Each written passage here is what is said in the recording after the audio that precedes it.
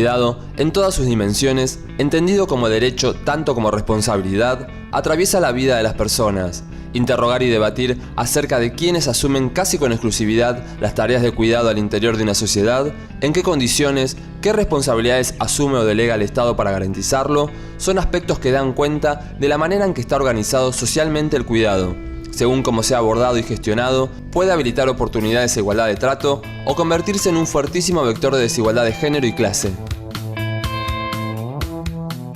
Cuando hablamos de cuidado estamos hablando de un concepto que es multidimensional. Es un concepto que hace muchos años que se viene trabajando, hay mucha literatura que ha avanzado porque en realidad el cuidado es lo que ha caracterizado y atravesado la historia de la humanidad. Esta división que el feminismo tan claramente ha reivindicado también a lo largo de la humanidad, de la división de lo público y lo privado.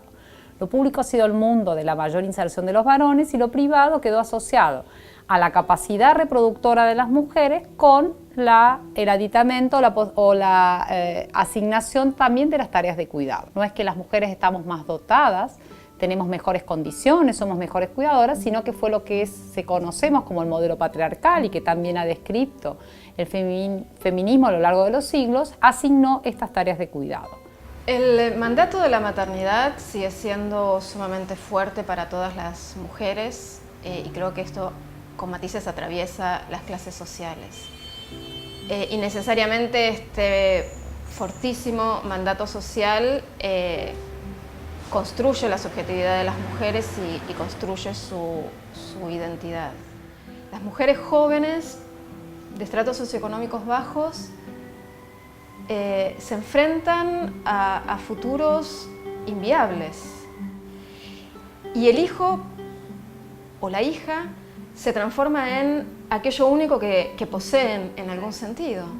No tienen mucho para elegir qué hacer con su vida. Y ser madres es una de las pocas cosas que les queda. El tema de que el cuidado esté tan feminizado y sea tan complejo de transformarse en términos culturales tiene que ver porque está íntimamente vinculado con la división sexual del trabajo, ¿no? Y esto tiene una característica estructural, es constitutivo de la estructura de nuestra sociedad, con lo cual se pueden efectuar cambios y de hecho se están realizando, sin embargo parece persistir como un núcleo duro que es muy difícil de modificar. Esto es, se constituye una idea acerca de las mujeres que son mejores cuidadoras. Las mujeres tienen cierta disposición al cuidar porque están socializadas con este proceso y esto se sigue reproduciendo, ¿no?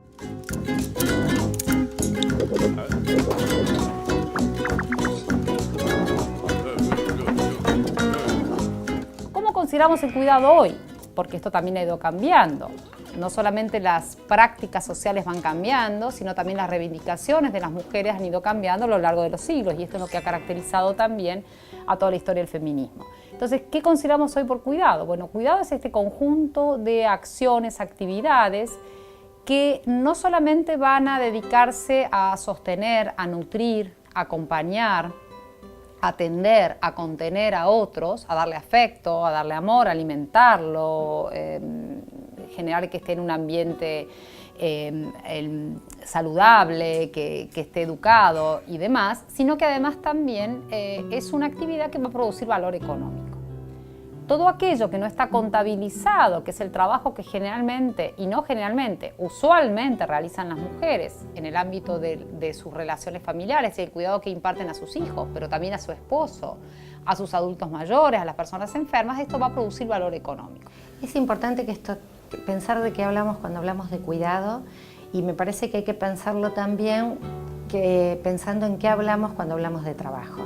Porque en general, en esta división entre espacio público y espacio privado, lo que se ha hecho es construir un imaginario de un trabajador que se desarrolla en el mercado de trabajo, que en general es varón, joven, en general adulto, joven, sin discapacidad, mejor si además es heterosexual, digamos, y este ideal que en realidad no existe en la práctica, tiene a una mujer domesticada. ¿En qué sentido? Una mujer que en la casa hace los cuidados, no solo de niños, niñas, personas dependientes, limpieza, toda aquella que hoy se ha dado en llamar economía incluso del cuidado cuando empieza a reconocérsela. Y es importante también repensar el trabajo desde esta perspectiva, porque entonces tenemos que pensar en esa histórica división sexual del trabajo, que también es una división social, y que cuando las miramos nos permite ver que hay una interrelación entre el trabajo que se hace en el mercado laboral, que se remunera, que se cuenta en las cuentas públicas, y todo el trabajo doméstico de cuidado que nos posibilita después salir a ese mercado de trabajo.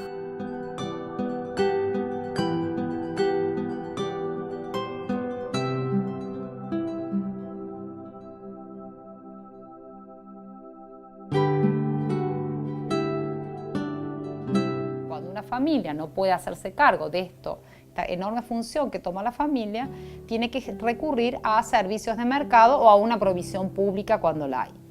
Todo esto que genera, que produce valor de mercado, por eso nosotros hablamos que hay el cuidado en dos instancias, la mercantil y la no mercantil, porque hay toda una actividad productiva vinculada al cuidado que se hace de manera remunerada. Por eso ha sido central, y América Latina ha hecho mucho uso de esta figura de la trabajadora. Hoy la denominamos por la nueva normativa en Argentina, la trabajadora de casas particulares, o esto que usualmente se ha conocido como el servicio doméstico remunerado, que ha sido la bisagra de conciliación para todas aquellas actividades que la propia familia, pero cuando hablamos de familia hablamos solamente de las mujeres, no podían asumir en torno al cuidado. Hoy es común que mujeres jóvenes de edad mediana participamos en el mercado laboral. Es muy habitual y en ese sentido nuestra vida es muy diferente a la vida de nuestras madres o de nuestras abuelas. Pero sin embargo es mucho menos lo que los varones han ido incorporándose a las responsabilidades de cuidado. Es muy común que una mujer hoy, incluso mujeres jóvenes, digan: no, mi marido es macanudo, me reayuda en la casa, lo cual da cuenta de que no hay una consideración de que el cuidado es también una responsabilidad de los hombres, sino que ahora los hombres son más sensibles, son más macanudos y nos ayudan. En esta división público-privado, esto que también y que ha sido denunciado por el feminismo, las consignas feministas tenían que ver con hacer público el ámbito privado y decir, bueno, lo privado es público, lo personal es político, por lo tanto es necesario que esto trascienda a la lógica de regulación y de las soluciones que encontraban absolutamente asimétricas de resolver el cuidado. Tuvo un costo enorme para las mujeres porque estaba totalmente condicionado con esta carga de cuidado, pero además también condicionado con un ejercicio de la autonomía física de las mujeres que tenía que ver con la imposibilidad de separar reproducción de sexualidad. Una de las primeras cosas que aprendemos en la escuela es: mamá me ama, mamá me cuida, mamá amasa la masa. Con lo cual los roles de varones y mujeres en el cuidado están naturalizados literalmente desde la cuna. Tal vez es el ámbito del cuidado, para nombrarlo en términos genéricos, refiriéndonos a todas aquellas actividades que son necesarias para la reproducción cotidiana de la vida. Tal vez es el ámbito donde los roles de género, lo que socialmente se considera que deben hacer las mujeres en relación con el cuidado y lo que deben hacer los hombres en relación con el cuidado, haya sido la esfera donde los cambios se han dado de manera más lenta.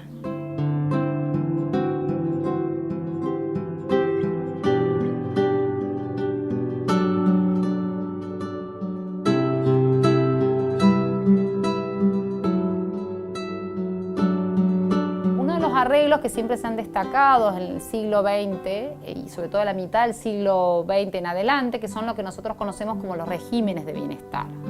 Esto que eran los welfare state en los países centrales, que son el gran arreglo institucional que convoca la Europa de posguerra y que había una necesidad de reconstruir la política económica humanamente. Estaba devastada esta Europa después de 2 guerras mundiales, del Holocausto y demás. Son formas de organización de las responsabilidades sociales y reproductivas. Y ahí el arreglo, que es esto que nosotros conocemos como los regímenes de bienestar, fue muy funcional también a modelos económicos, que son los modelos capitalistas contemporáneos, donde la división público y privado se acentúa y empieza a marcar fronteras entre qué responsabilidades corresponden a la familia y qué responsabilidades corresponden al Estado y cuál es al mercado. Por lo tanto, la provisión del bienestar queda concentrada en un triángulo, una triada del bienestar, donde había una lógica de provisión de todo aquello necesario para garantizar la vida y una vida de calidad y con ciertos estándares, ciertas condiciones en esta regulación Estado, mercado, familias. En este diamante de cuidado, en el diamante de cuidado que involucra al Estado, el mercado, las familias y la comunidad, todos cumplen diferentes funciones, estos actores vinculados con la Organización Social del Cuidado. El Estado cumple por lo menos una doble función, como proveedor de servicios de seguridad social, educación, como empleador. Entonces, el Estado provee servicios que se vinculan con la Organización Social del Cuidado de algunas maneras más o menos directas, pero además el Estado es el regulador. El Estado es prioritario, digamos, es como una de sus funciones prioritarias, regulador de lo que sucede en las otras esferas de la vida, en la economía, en los sindicatos, en el mercado de empleo y aún dentro de las familias. El Estado regula cómo nos casamos, con quién nos casamos, cómo se organiza la vida familiar, qué derechos tenemos, etcétera, etcétera. Tenemos responsabilidades de alimentación, de manutención de las integrantes de nuestras familias, a veces subsidiarias de otras, pero digo, hay una responsabilidad civil puesta en las personas, mujeres y varones, respecto a los integrantes de nuestras familias. Lo oculto siempre e invisibilizado era cuánta participación tenían las mujeres dentro de los mercados de trabajo y cuánta participación en las tareas de cuidado tenían los hombres. Lo que estuvo pensado fue una inserción asalariada del varón jefe de hogar y una concepción de que la forma principal de organización de las personas era a través de esta familia nuclear, madre, padre e hijos. Y todas las instituciones de provisión de esto que era el régimen de bienestar correspondían al titular, que era el asalariado formal varón, que era quien por estar inserto en un trabajo remunerado formal iba a tener prestaciones de la seguridad social.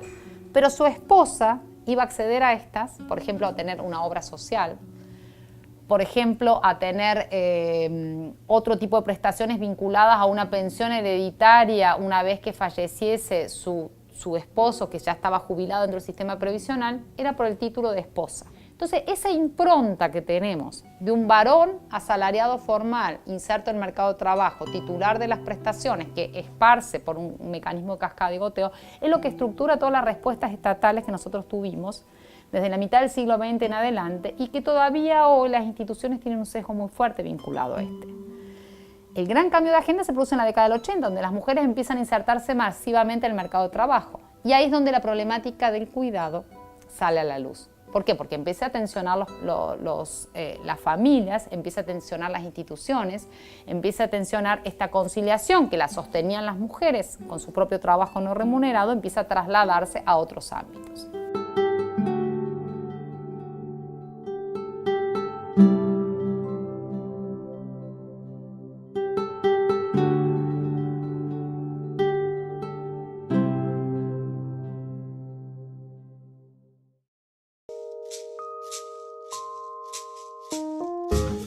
El cuidado, las formas en que se lo aborda, gestiona y regula, y las decisiones que acarrea, impactan en las relaciones cotidianas, en la subjetividad de las personas, así como en las oportunidades económicas y en las trayectorias laborales que se alcancen.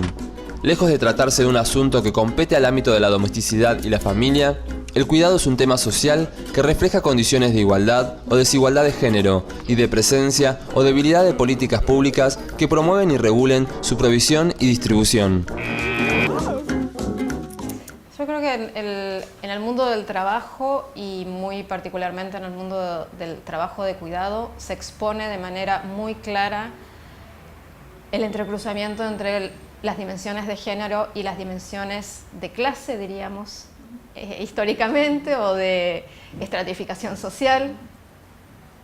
En la manera en que los hogares organizan el cuidado, esto queda muy evidente. En la manera en que las mujeres participan en el mercado laboral, esto queda muy evidente y estas dos cosas obviamente se retroalimentan, ¿no? Por eso cuando hablamos de doble jornada laboral para las mujeres, y también podemos decir triple, porque también las tareas sociales, comunitarias y hasta militantes están sobre todo en cabeza de mujeres, tiene que ver con esta doble presencia. Decimos, la mujer está cada vez más presente en el mercado laboral y esto es un signo que se ha incentivado mucho y reafirmado desde mediados del siglo XX en adelante.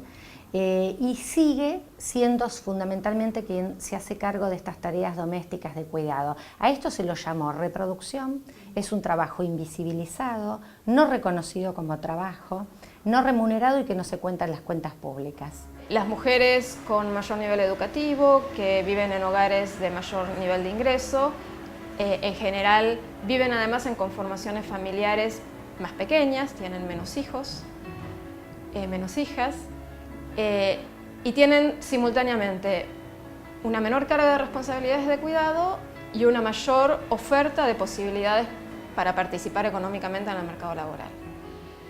Del otro lado tenemos a las mujeres que tienen bajo nivel educativo, que tienen trayectorias laborales inestables y precarias, que tienen muy altas cargas familiares, muchos hijos, muchas hijas, y simultáneamente tienen muy poca capacidad de adquirir servicios de cuidado en el mercado.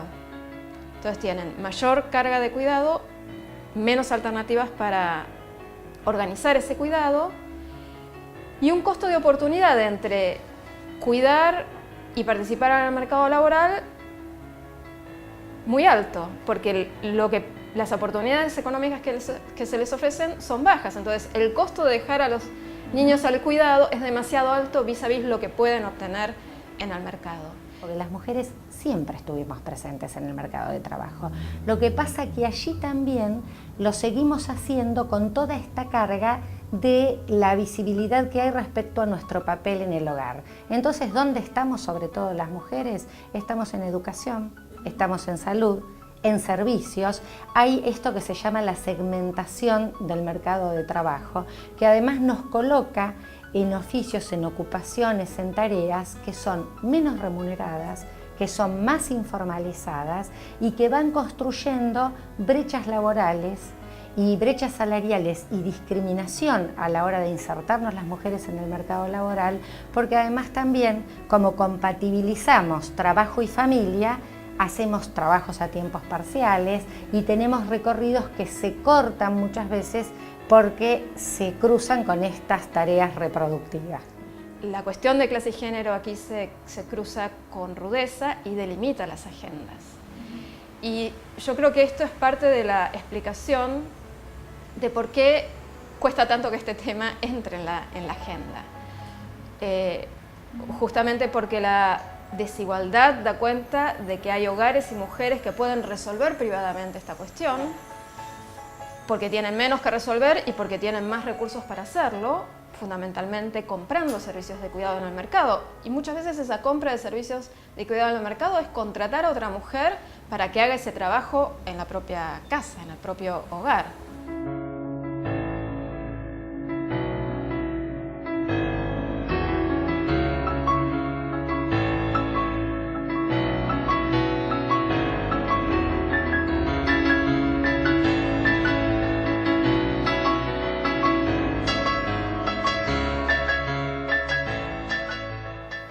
El tiempo dedicado al cuidado es uno de los elementos centrales que da cuenta de la distribución desigual del tiempo, o de lo que algunas autoras denominan la pobreza del tiempo. En los últimos años se han realizado bastantes estudios en relación con el uso del tiempo, y aquí las encuestas de uso del tiempo ocupan un lugar central como instrumento de estadística, ¿no? Y recientemente el INDEC incorporó a la encuesta permanente de hogares un módulo específico sobre el tema del uso del tiempo, del trabajo no remunerado. Si bien esto no hizo más que corroborar ciertas cuestiones, este avance de haber incorporado este módulo, lo que permitió es una mayor visibilidad en relación con el tema. Por un lado, en relación con estos datos concretos, duros, en relación con el tiempo del cuidado que dedican las mujeres, en relación con los varones u otros miembros de la familia.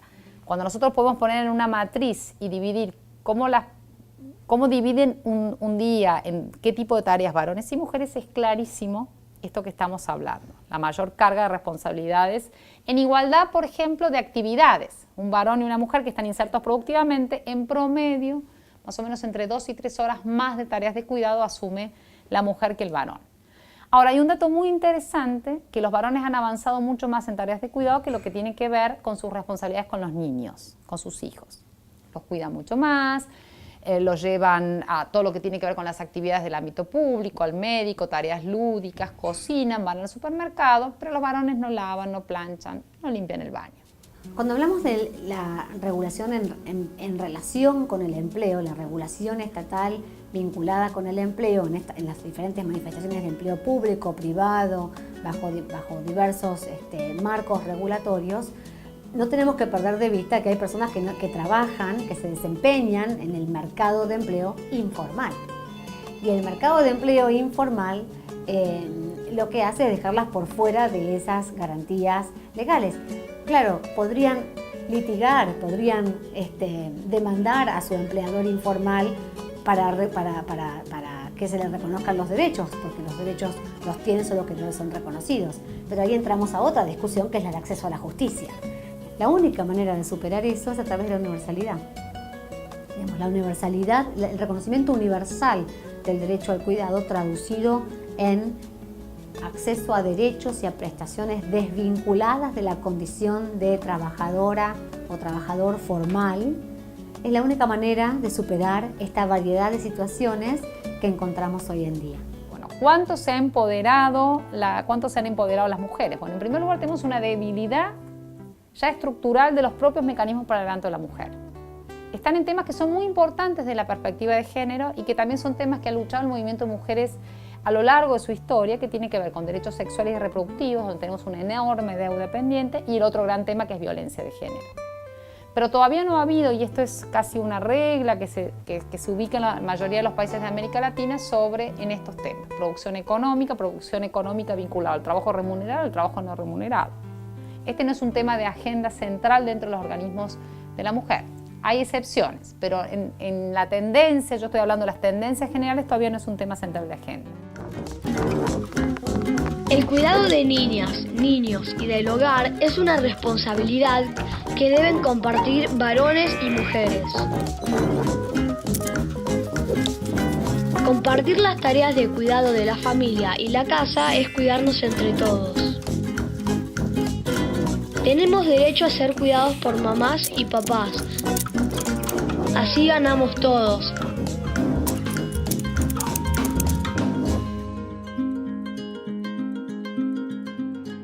¿Quiénes quedan los chicos, las chicas cuando la mamá trabaja con la hija mayor, con la abuela, que no puede hacer lo que hoy hacen muchas abuelas, como yo, que soy abuela y soy una militante, dirigente sindical, trabajo, bueno.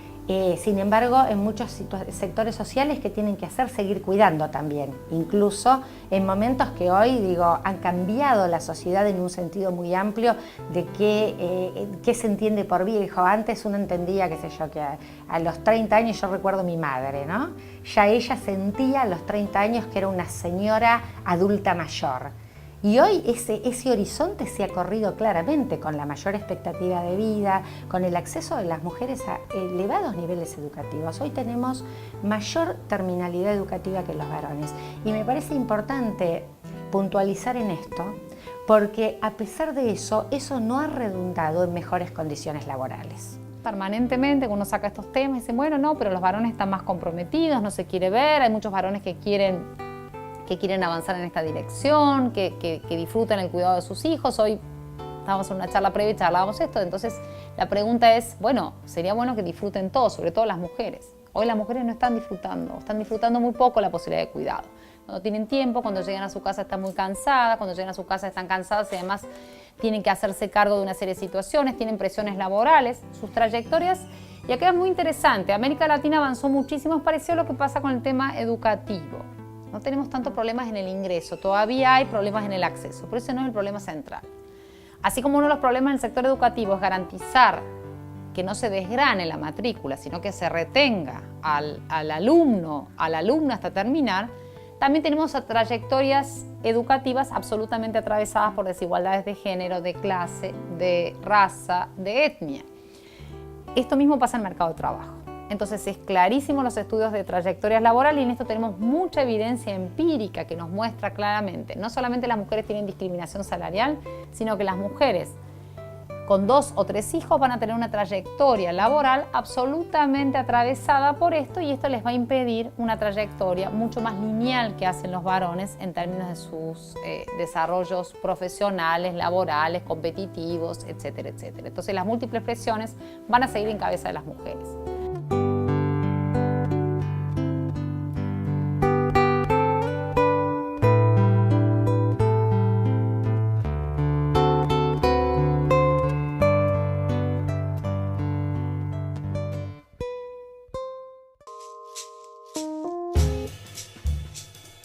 Desde pequeños y pequeñas es posible ver cómo la cultura ingresa a los hogares brindando las primeras pautas de socialización y educación para la infancia. En ningún caso se trata de la fuerza de la biología o la genética determinando destinos, sino la cultura gestionando y custodiando una división sexual del trabajo que por fuerza del patriarcado operante le asigna a las mujeres las tareas de cuidado y reproducción y al hombre las de producción y provisión. Es necesaria una mayor oferta estatal de establecimientos educativos para niñas y niños pequeños.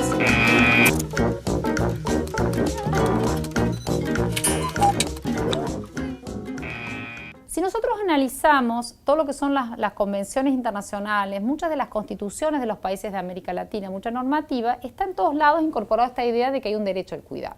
¿Qué significa?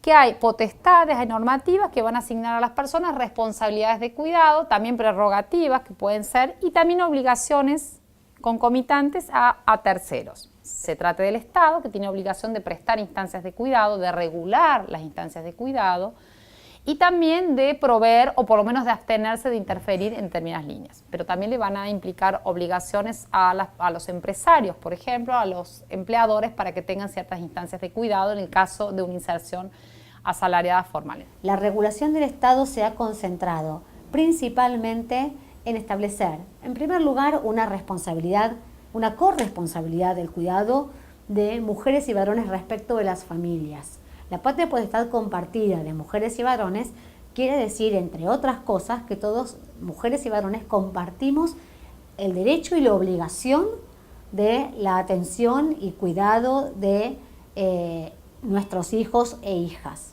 Y además el Código Civil establecía y establece en su nueva formulación también nuestras responsabilidades como personas respecto de los adultos mayores de nuestras familias. En otro plano, la regulación del Estado se vincula con la organización, por ejemplo, de la escolaridad.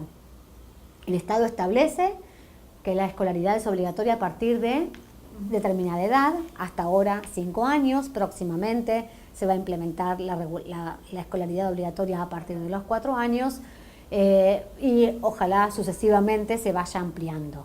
A ver, el Estado ya solito se comprometió a reconocer el derecho al cuidado. Simplemente que no se lo decíamos como tal, pero firmó, ratificó todos los pactos y tratados internacionales, lo tiene en su legislación interna y demás. El problema es que no ha respondido en las obligaciones que esto le implica. De hecho, nosotros tenemos numerosos diagnósticos desde ELA, en un proyecto con el CIEP y la ADC, hicimos un diagnóstico donde se ve claramente las falencias de provisión por parte del Estado. Tanto en términos de provisión de infraestructura pública, y ahí, por ejemplo, el gran bache que podemos analizar es en términos de primera infancia.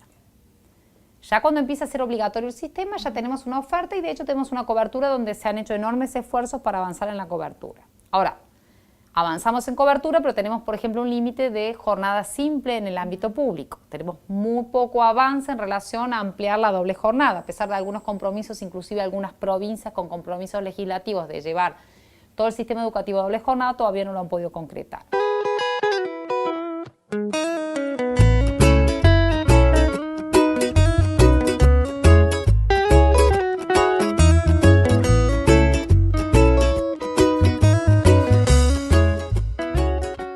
Establece la obligatoriedad o no de que estas jornadas escolares tengan ¿qué extensión? ¿Media jornada o jornada completa? Que el periodo escolar dure ¿cuánto tiempo? ¿Qué sucede con esos espacios de recreación y atención de los niños y las niñas durante los periodos de vacaciones, los periodos de receso escolar? Todo eso es regulación del Estado. En otro plano, el Estado también regula el empleo.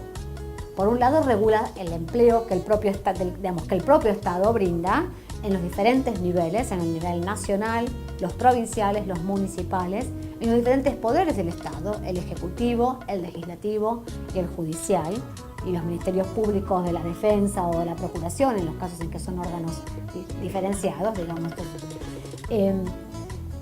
Como proveedor de empleo, el Estado regula bajo qué reglas se establecen esos marcos normativos de empleo.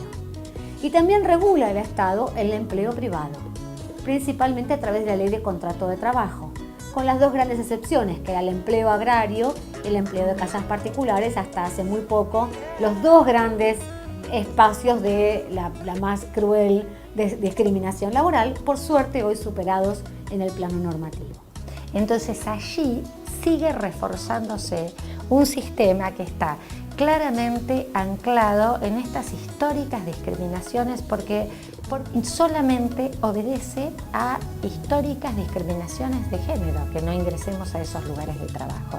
Y ahí necesitamos un sindicalismo activo, necesitamos un sindicalismo que ponga, cuando miramos la agenda del trabajo, que ponga cuando pensamos en el trabajo digno y de calidad, tenemos que estar pensando que hay diferencias entre trabajadores, varones y mujeres, y que cuando discutimos una agenda reivindicativa de trabajo, estas diferencias deben estar puestas, y por eso creo que es fundamental la inclusión de las temáticas de cuidado y entender que cuando discutimos el trabajo tenemos que ampliar el horizonte de lo que miramos como mundo laboral y tenemos que entender que el trabajo tiene una interrelación entre lo público y lo privado.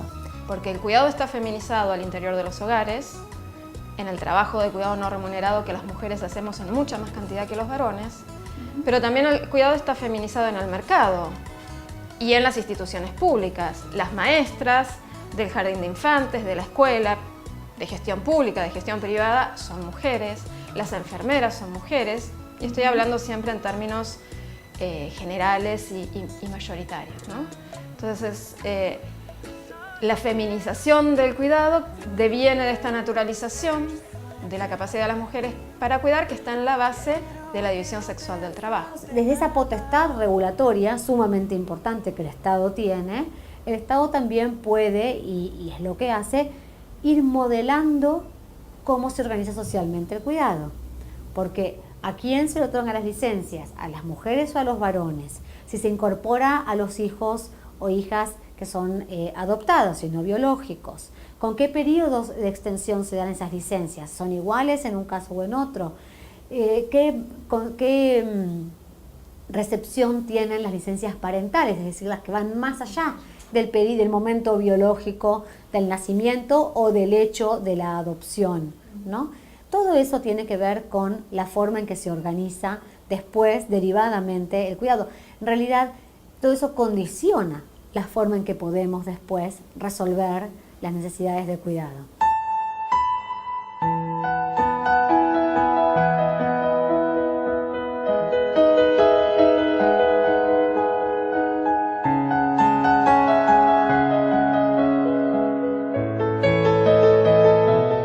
Pensar la transversalización de la perspectiva de género es una de las claves, y en realidad pensarla en clave en toda la dimensión política que aporta la mirada de género y toda la dimensión que aporta en el cambio de las relaciones sociales. Por eso decíamos que cuando no se incluye las temáticas de cuidado, no solo hay discriminaciones de género, sino también discriminaciones socioeconómicas que se sostienen en el tiempo. Por eso para nosotros, la CTA incorporó rápidamente una agenda que incluyó temáticas de violencia, de derechos sexuales y reproductivos. Participamos de la campaña por el derecho al aborto desde sus orígenes, y además me parece que es clave también entender cómo determinados proyectos sociales producen relaciones de género más igualitarias y más equitativas y cuáles no, y a mí me parece que el proceso de estos últimos 10-11 años han sido años que han mejorado condiciones de género. Que haya un Estado más presente y que haya más política es fundamental para poder poner en agenda las otras cuestiones. Creo que el problema que podemos encontrar en la asignación universal por hijo, en las condicionalidades que impone y en otros programas sociales también, que son programas condicionados de transferencias de ingresos, pero en estas condicionalidades, más allá del beneficio concreto que generen para ciertas personas, más esas condicionalidades lo que encierran es un sesgo muy maternalista, que lo que hace es reforzar la idea que da inicio a todo este problema, y es que las responsabilidades de cuidado están en cabeza de la mujer, ¿no?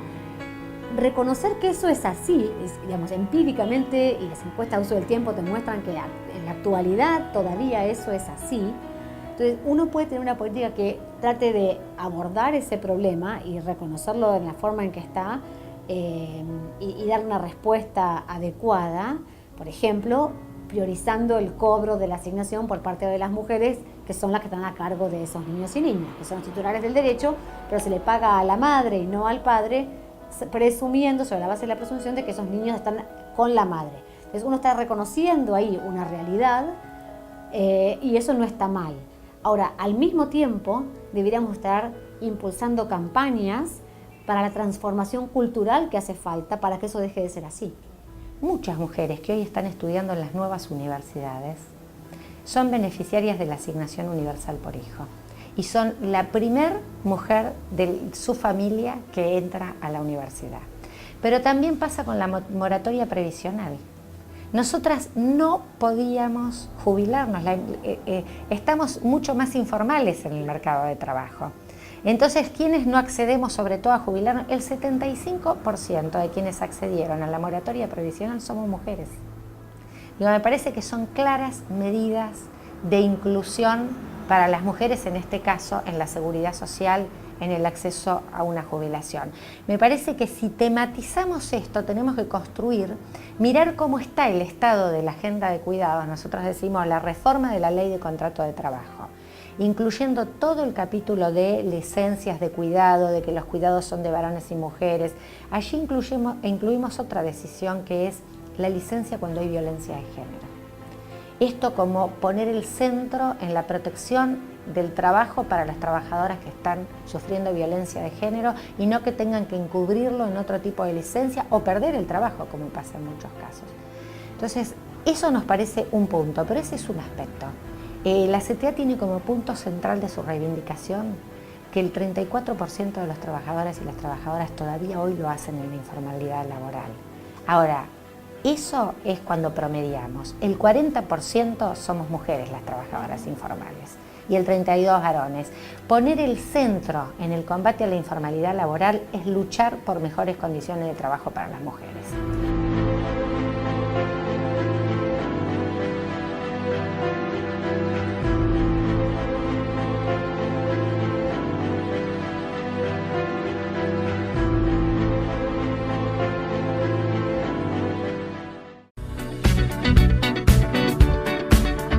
Dado que por cuidado se entiende el conjunto de actividades indispensables para satisfacer necesidades básicas e imprescindibles para la existencia y subsistencia de las personas, su importancia requiere colocarlo en agenda de manera tal de diseñar, en un marco de igualdad y paridad, las formas y circunstancias en que familias, Estado, mercado, organizaciones comunitarias, empresas y sindicatos producen, distribuyen y garantizan cuidado.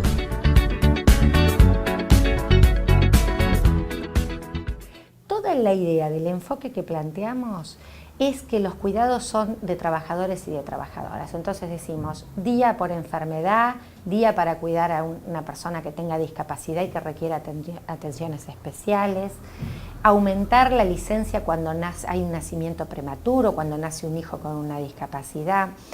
Proteger el empleo. Hoy el empleo a las mujeres cuando están embarazadas y hasta el año de vida del hijo se las protege del despido. Extender esto para los varones trabajadores.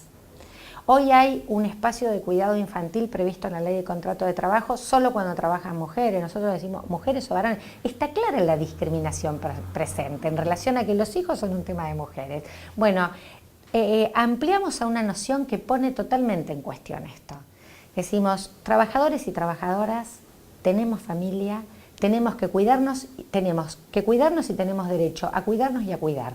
Y esa es la noción que planteamos en esta reforma que estamos movilizando en la Cámara, que estamos presentando en el Congreso de la Nación y que vamos a acompañar con acciones desde todo el país, con la CTA de todo el país, con las compañeras de los distintos sindicatos, porque bueno, hubo muchos proyectos estos años, pero llamativamente esta agenda todavía no ha avanzado en el Congreso Nacional. volviendo al tema del cuidado y la necesidad de ponerlo en la agenda cuando pensamos cuáles son los principales obstáculos que las mujeres tienen para una participación plena en el mercado laboral como espacio principal para el acceso a recursos monetarios, las responsabilidades de cuidado son el primer obstáculo. Entonces, por eso ponemos el cuidado en la agenda. Políticas que permitan que quienes así lo quieren puedan derivar el cuidado a instancias extradomésticas son claves. Y se puede empezar de chiquito e ir a más grande. O sea, ¿cuál sería la meta? Universalización de servicios de cuidado infantil, de calidad y adaptados a las necesidades de los hogares. Si uno toma como eje el caso de los jardines comunitarios, digamos como objeto de indagación, se pueden observar transformaciones importantes. Por un lado, a nivel de la subjetividad de las mujeres, hay, digamos, muchas más expectativas de profesionalización y de capacitación. También a nivel organizacional se ha producido una transformación importante, ¿no? No solo en relación con la concepción de que el cuidado es una tarea compleja y con niveles de institucionalización cada vez más amplios que están logrando algunos jardines. No podría generalizarse, es un espacio sumamente heterogéneo y diverso, pero es cierto que algunos han logrado importantes niveles de institucionalización del servicio de cuidado y aparecen como un proveedor del cuidado que acompaña las otras modalidades, que sabemos que la Argentina, de acuerdo a su normativa y la ley que lo regula, tenemos la posibilidad de tener jardines de gestión estatal, de gestión privada y también esta modalidad de gestión asociada, que cada vez más está creciendo.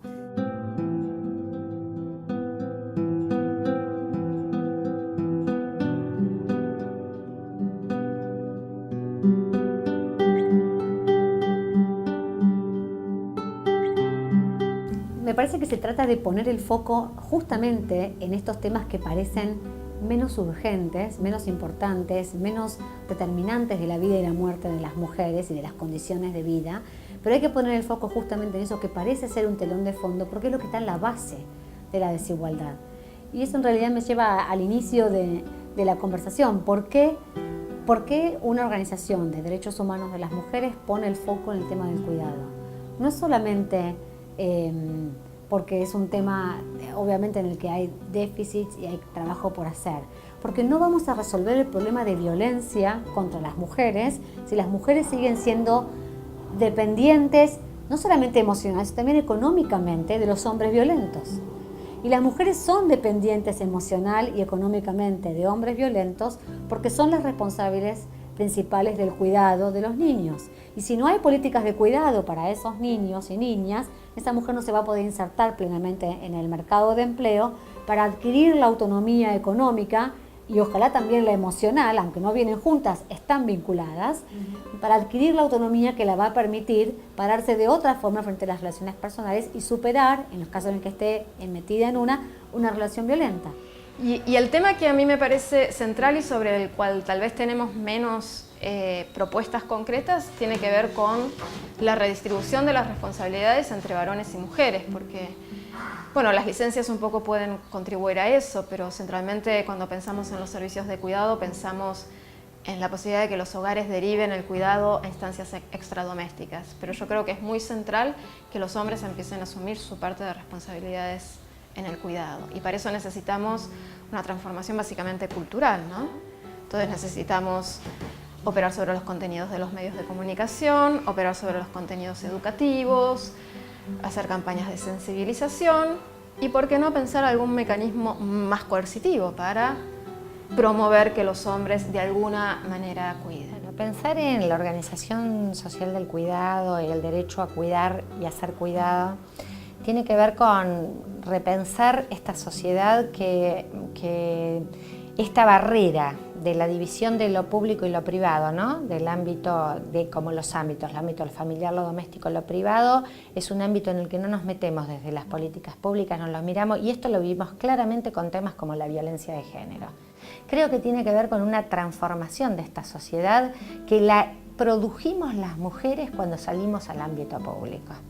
Esta ruptura de barreras, cuando dijimos lo personal es político, dijimos, si nos callamos y si de estas cosas no se hablan, si no se habla de violencia, si no se habla de derechos sexuales y reproductivos, si no se habla de las discriminaciones con las que las mujeres entramos en el mercado de trabajo, estamos reproduciendo desigualdades. Entonces, poner esta agenda tiene que ver con esta cuestión. Tenemos que mirar quiénes cuidan, cómo cuidan y qué requerimientos hay de cuidado. ¿Y hay a quién? A los niños, las niñas, las personas discapacitadas, las personas adultas mayores, las personas dependientes, todas tenemos determinadas necesidades de alimentación, de limpieza, de descanso, de cuidado. Entonces, esta agenda requiere de pensar en temas de educación, de salud. Bueno, también cómo cambiamos la construcción de masculinidades y de feminidades. O sea, para mí la clave en relación con la cuestión del cuidado es visibilizar la cuestión como un problema. Y visibilizar la cuestión como un problema para mí es demostrar que la forma en que está organizado socialmente el cuidado hoy en día es un vector de reproducción de desigualdades. Profundiza la desigualdad de género y profundiza la desigualdad socioeconómica. Entonces, si aspiramos a una sociedad más justa, si aspiramos a una sociedad más igualitaria, este tema nos tiene que preocupar.